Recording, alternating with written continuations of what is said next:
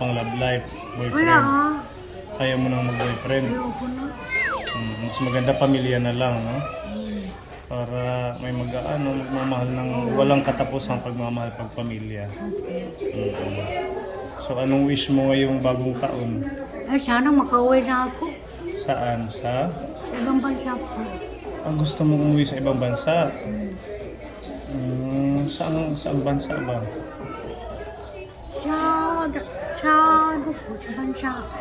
Sa bansa ko. Hindi ko nga alam. Hindi mo alam yung bansa Oo, mo. may sintabi ako. Hindi ko alam kung paano ako uuwi sa amin. Ganun pala yung kwento mo. Opo. So pa, Kaya lang, doon na lang ako sa asawa ko. Nag-divorce na rin naman kami. ilan yung anak niyo? 6. Marami ah. Pero kasama mo dito. Hindi ah. Ayoko sama dito. Hindi mo Oo, namimit. mapasama pa sila. Mahirap na. Ganon? O mapano pa sila, no? Oo, yun nga pinagbiling ko. Hindi pwede silang pumunta. Pero Baka may mangyari sa kanilang masama eh. malalaki na yun. Medyo, baby pa ah. Siyempre. Yung anak mo? Opo. So sa 6 na yun, ilan taon yung panganay? Panganay, ang taon. Baby pa siya. Baby pa. Baby pa sila. Baby pa. Oo, ano man. Matagal mo nang hindi nakikita yung mga anak mo? Oo ah. Ilang taon na? Very long years na, 23 years. 23 years? Oo. Dumating ako ng 2003 dito sa Pilipinas eh. Ibig sabihin malalaki na yung anak mo. Medyo, may hindi pa, baby pa. Baka may mga asawa na yun. Hindi, huwag na mag-asawa. Bakit? Ay, naku, mahirap mag-asawa. Pero ayaw mo na mag-asawa. Ayaw ko na mag-asawa. Sa Masama sayo, mag-asawa, sa totoo lang, no? Sa bakit totoong naman buhay. masama? Masama mag-asawa. Baka ano lang, hindi mo na-enjoy yung asawa mo. Hindi ah, ganun talaga masama doon. Sasayaw daw yata kayo dyan sa harap ni Kuya August. Sabi kasi may narinig ako eh. Kailangan lang asawa, kakambal. Kambal? Oo, hindi ba? Ganun pala. Mukhang violation, trespassing. Trespassing. Marunong ka mag-Japanese? Marunong. Sige nga, try ko. May isang... Hello, minasan konnichiwa, genki desu ka? Ano yon?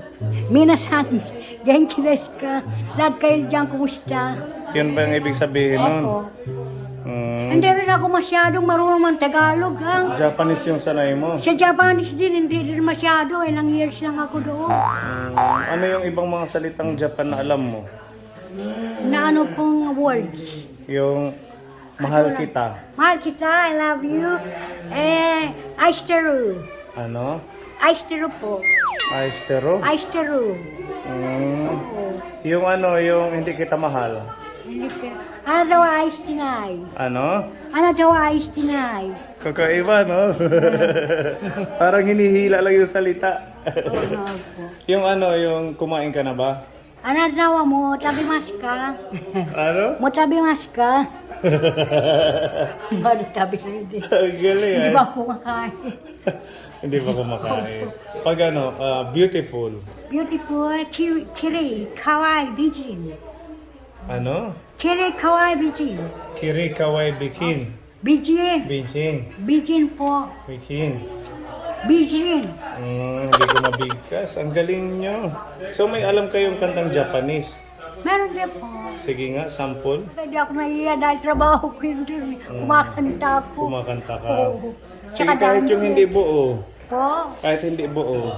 Ay, dancer tsaka kumakanta kasi ako dun. Sa Japan. Kaya lang, ngayon mahirap. Pero ngayon kaya mo pang mag-dance. Sige nga, sample ng Ay, dance. mahirap din Mahirap. Kanta. Oo. Yung ano, kanta na maganda. Mag-dancing ang tinikling kayo niya. Paano? Tatapitin ang ganyan. Ganon ang dancing. Ngayon ako nakaka-split, nakaka-split ako tulong. Na-split ka dati? Oo. Matindi pala si Nanay Carmen ngayon. Ngayon hindi. Hindi na. Oo, nagtataka ako. Ganyan na lang. Tunog mo. Hindi ako bisakla. Oo.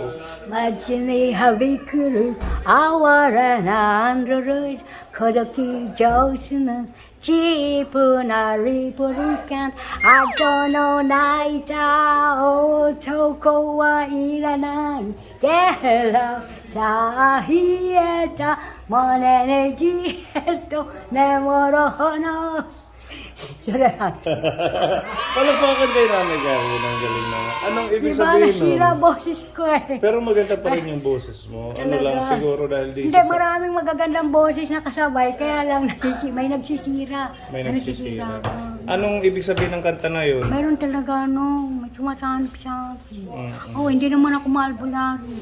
Nagpaalbularyo na ako eh. May sumasanib sa inyo? Oh. Kaya nga sa boses ko, tingnan mo, iba-ibang words. Ganun pala. Pati mukha ako nga eh.